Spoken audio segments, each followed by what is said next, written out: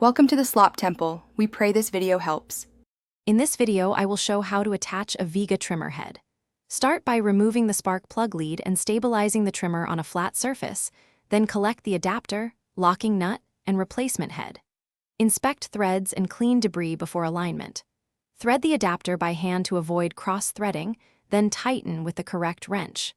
Test spin by hand to confirm secure fit, then reconnect the spark plug lead and power on. Align the drive shaft slot with the adapter key and lower the trimmer head straight onto the shaft.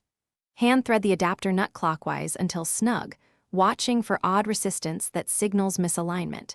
Use the recommended wrench to tighten to firm hand force, avoiding over torque that could strip threads.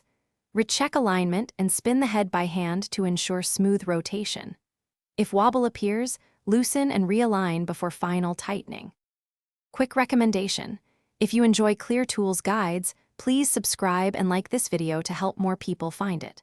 On another note, the Kindle Paperwhite makes reading manuals and quick parts diagrams easy with sharp, glare-free pages and long battery life, perfect for workshop reference.